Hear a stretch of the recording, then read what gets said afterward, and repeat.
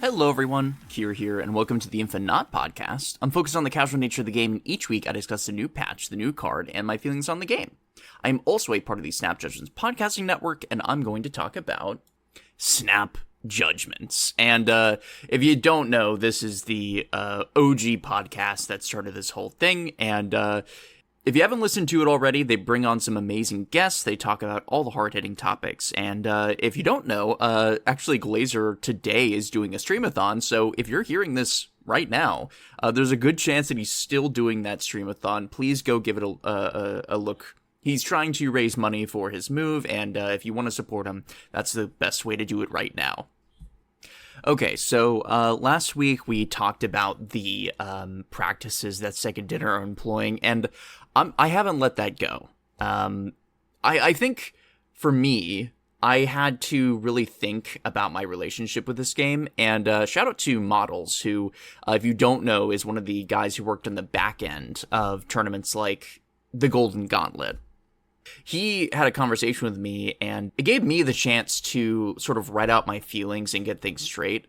I think I just have to change the way that I treat this game. It's kind of sad to say, but I really wanted this game to be more than just a mobile game. I guess I was just a little too personally attached to the success of this game. I think, having some time to reflect on it, I'm just going to treat this like a mobile game. The characters that they're adding and the people that I've met in the community make this more than worth it. But I just wanted to let you guys know I'm probably going free to play from now on. I think it's just better for me if I'm not so invested in this game. I'll have to spend my resources more wisely and think about my purchases, and it'll also allow me to not feel a sunk cost fallacy to some degree, right? From now on, you can expect me to talk about my perspective from that angle, and I'll give you guys updates on sort of my collection and things as the podcast goes on. Okay, with that out of the way, let's actually talk about all the new stuff, because we did not get the chance to do that. So we have new cards to talk about, that being Kid Omega and Dormammu. We had some patch notes that actually do stuff more than just like regular old bug fixes, although there are certainly those in there. And then we have an OTA that I really like. I think they nailed a lot of stuff in here. And then, of course, if we have extra time at the end, I'll talk about the new Sanctum Showdown, although other than some like minute changes, it's not too different from what we've seen before. Okay, starting with Kid Omega, the most expensive card in Marvel Snap. Kid Omega is a 2/1 that says, activate, destroy the next card you play this turn to gain its power. So this card is really, really good, but because of our limited sample size, it's hard to tell, like, how good Kid Omega is. It's like, we see the stuff that he can do. I mean, Nimrod decks in particular are extremely good with this card, but I think he has a use case in a lot of stuff. And again, like, you look at his stats, and if you play this with like even a Sabretooth, you've just made a 2/6 that just procs your Sabretooth that then allows you to do other stuff. And since it's an activate card, he can allow you to do some crazy things. He's essentially giving you an extra turn to destroy stuff. So for that reason, I think it's no surprise that this card is extremely, extremely valuable in lists like that. I do think he's not universally applicable, which is a good thing. I think if this card was really good and could fit in most decks, it would just be egregious with the pricing. I think this is okay to be in the game. I would just be really careful, going forward. I think the only thing that stops this card from being insane is that Red Guardian exists, and we'll talk about him in the OTA. So, yeah, I mean, I'm gonna give this a 5 out of 5. I'm sure that, when this gets into the hands of regular players, we'll see, some more normal stats, and I won't be as hype about it, but I think that this is a really good card. I think if you play Destroy, you need Kid Omega if you want to be, up to date. Because even destroying something like an 8-power Deadpool is just insane, and you can do other stuff with him. So yeah, this is really good. Okay, next up is Dormammu, who is a 7/11 that says, game start, begin a summoning ritual. add step 1 to hand. So I'm going to read through the rest of the steps really quickly. The first summoning ritual that you get, which starts in your hand at the beginning of the game, is a 0 power skill that says, on reveal, merge your highest power destroyed card with Dormammu to continue.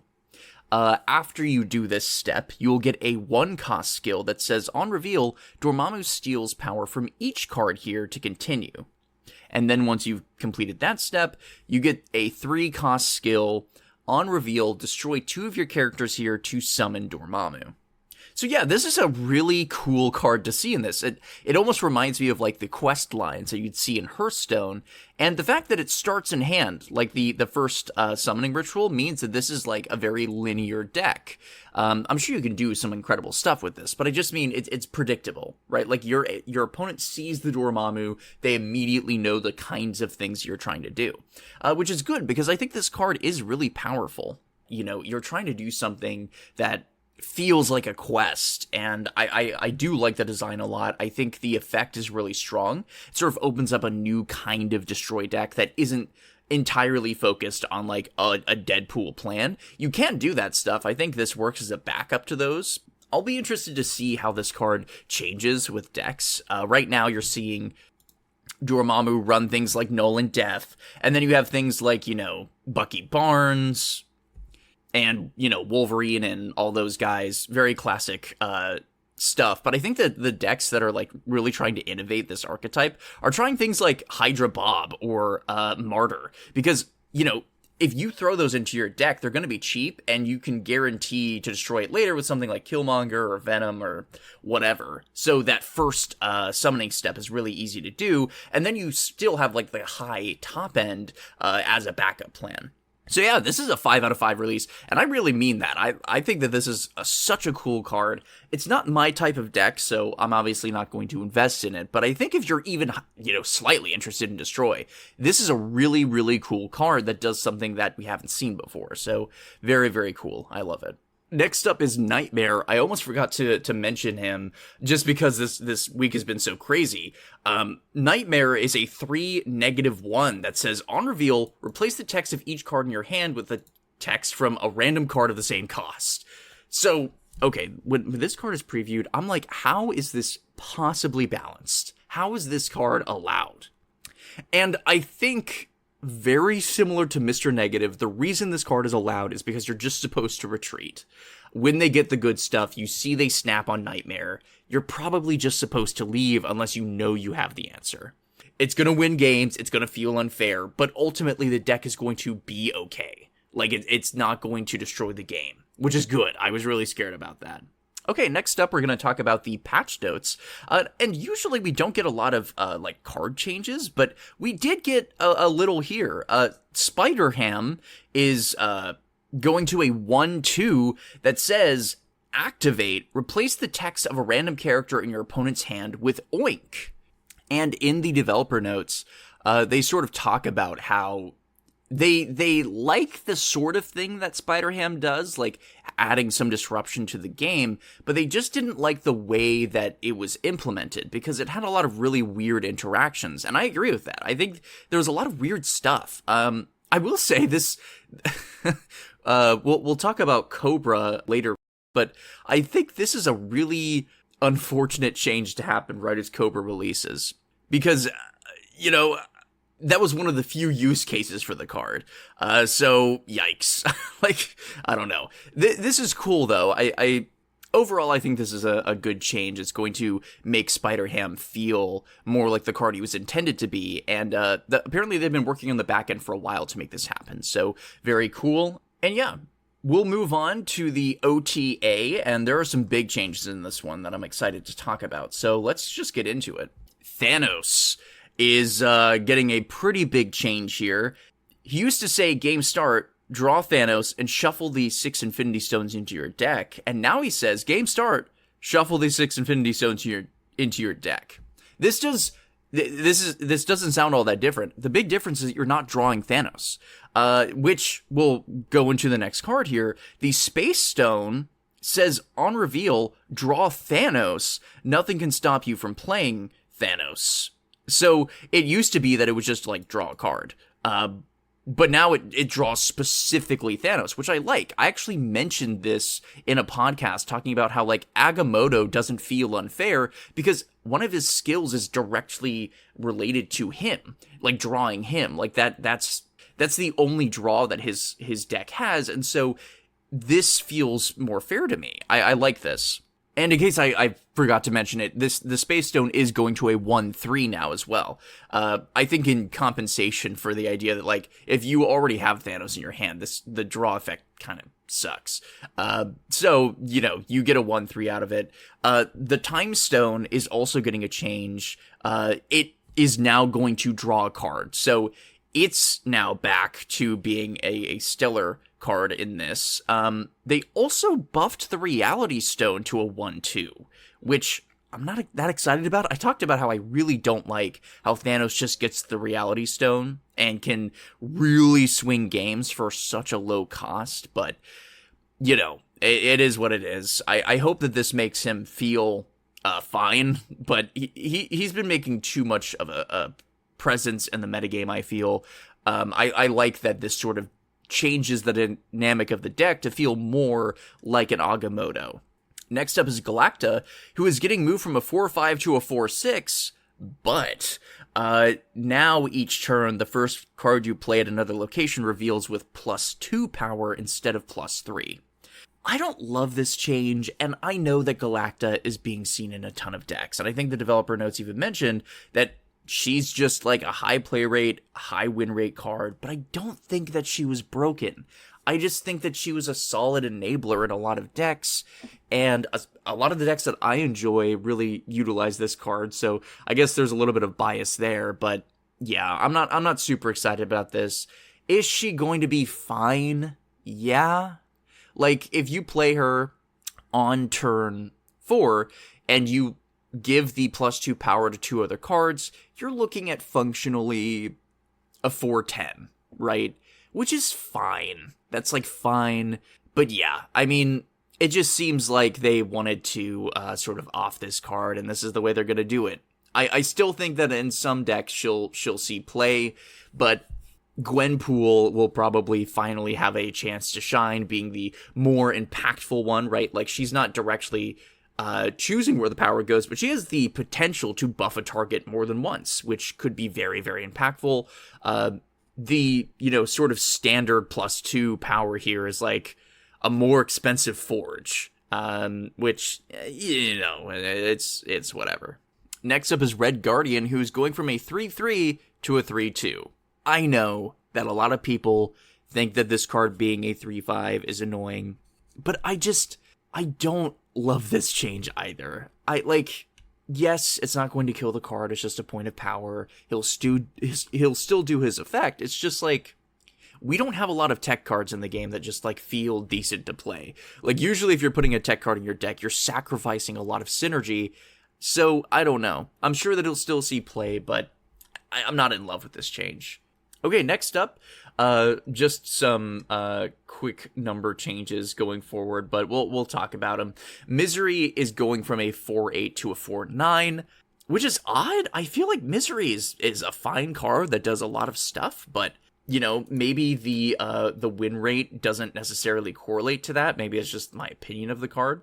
I think this will encourage people to try more experimentation with it, and since you're sacrificing so many stats, like, you almost have to think that every card that Misery destroys is, like, subtracting to her power. So, like, if you destroy a 1/2 and a 3/5 or something, you're getting rid of 7 power off of Misery, essentially, right? So I think for that reason, giving her an extra point of power makes sense.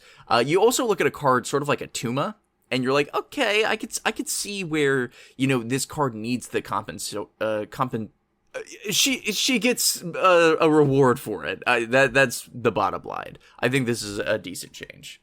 Absorbing Man is going back to a 4/5, and I think this is relevant. I think Absorbing Man has taken sort of a back seat to other cards that have superseded him. I think Grandmaster in particular has seen a lot. Misery sort of also took his place in a lot of decks. And I think his combo potential has always been, like, his strongest suit.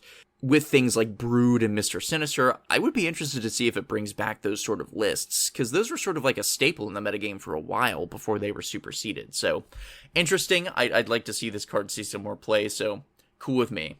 Next up is Wolfsbane, going from a 3-1 to a 3-2. So, if you completely fill a location, you've just given yourself a 3-8. And I like this because, you know, you look at a card like Wolfsbane, and then you look at a card like Sage, and it's just not a competition. Like, they do similar things, but one is way, way more powerful. Like, can absolutely swing a lane, whereas Wolfsbane, you have more control over it, but it has a little less power. I think this is fair. I would say I still think Punisher needs to be a little bit better if you want to see him in decks, and I don't like that this card sort of does that. But, you know, there are some requirements for this, and I like that we might see Wolfsbane propping up in a couple of lists. I look at decks like Bounce, and I'm like, maybe if you don't have Sage, this is just like a fine replacement, like you're happy with this. So, not bad. I like this change. Next up is Rhino, going from a 3-6 to a 2-5. I already talked about how much I like Rhino's change. I think that it does a lot for the game. But at a 3-6, it was like almost premium stats. 3-6 has sort of become like a weird middle ground. 3-7 usually means your card is putting up power in a lane. 3-6, not so much. But I do think that even with the slight debuff in power, a 2-5 is just really good. Like, the fact that this can compete with a Lizard and has a way easier restriction to work around, really, really cool. I like this. I think Rhino should see some more play in decks, and I also hope that they add an animation to his effect soon, because right now it's just Rock sort of digitizes in. But this is really cool.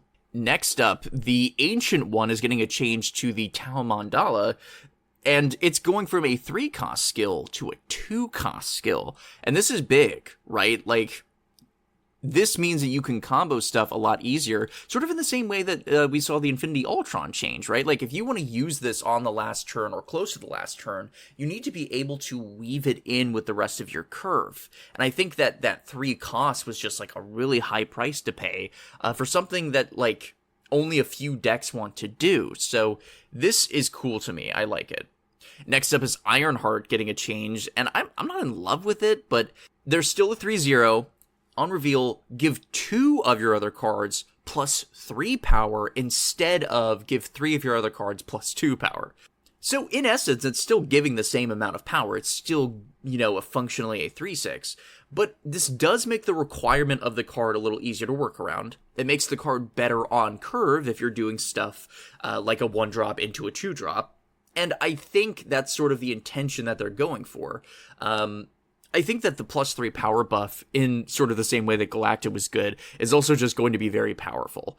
If you're doing like a Wong deck, this is going to feel a lot scarier, you know, vertically. And I think that that's important. I would be interested to see if this deck makes other lists too. Like, you're sort of sacrificing whatever lane that you put her in, but we've seen cards, and we're going to see a card in a second with Lockjaw that can really benefit from a card like this. That just sort of like distributes its power elsewhere, and you can do whatever you want with the body. I also think this might be really underrated in a deck like Destroy. Think about it. You put this on like your Deadpool or your Wolverine, and you're really happy about that. Like, you go, you know, 1, 2, 3. And then you destroy that stuff. That's going to give you a huge boost. Now, of course, I'm not saying that it's a guarantee. I'm just throwing ideas out there. I think this opens the door for a lot of stuff. That +3 marker is really impactful.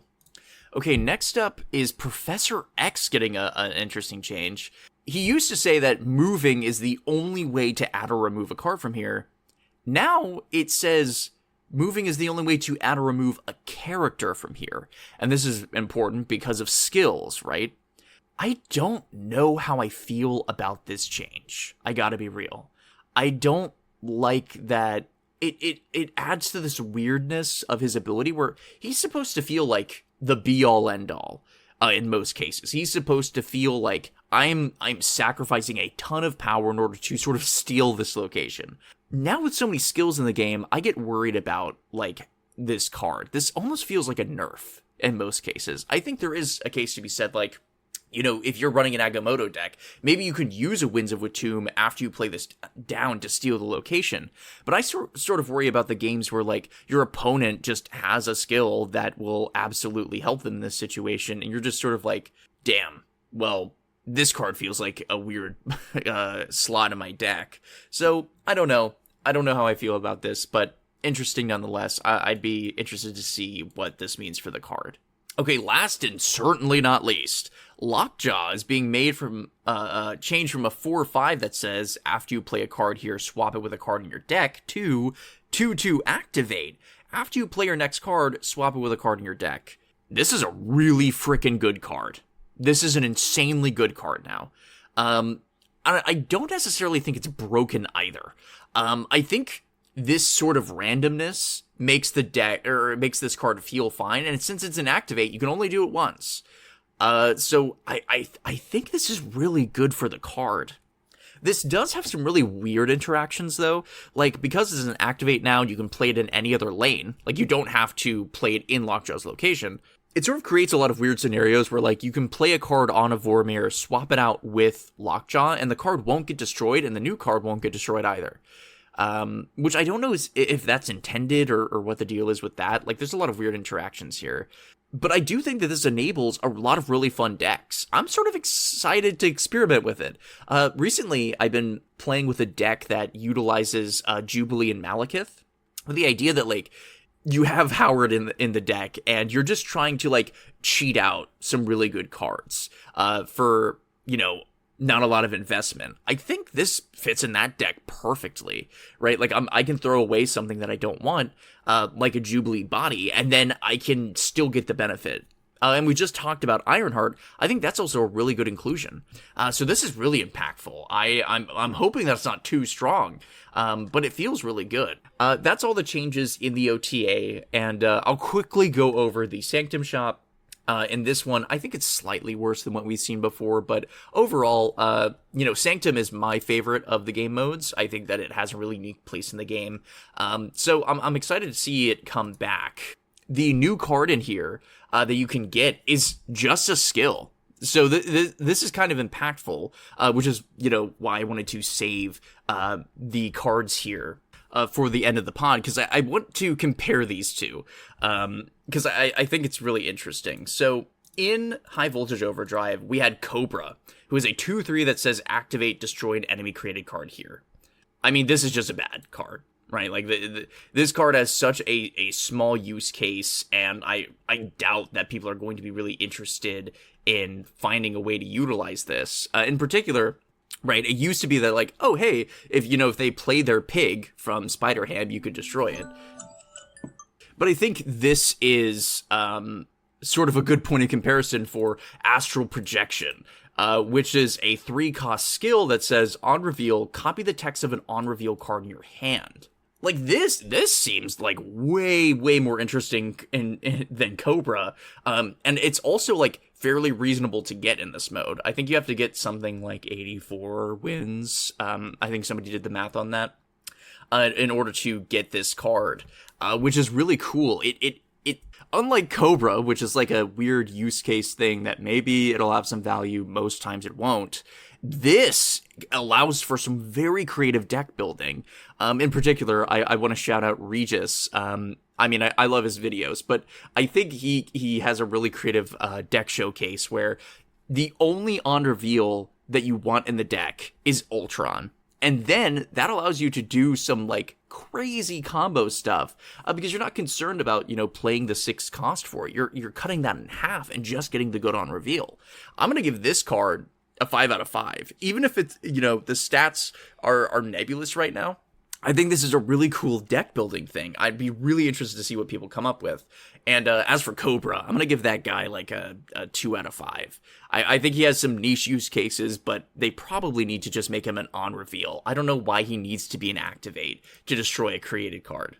All right, there was a lot to squeeze in here. Editing Kier is going to have to do some magic to get it to that 25-minute mark, but thank you for listening. Remember, you can always rate this podcast. It does help me out. And if you haven't checked out my YouTube channel, I did actually just release a highlights video on the Golden Gauntlet 2. If you give that a look, I would really appreciate it. And If there's one thing that you can remember, it's that I'm InfiNOT. Thanks for listening.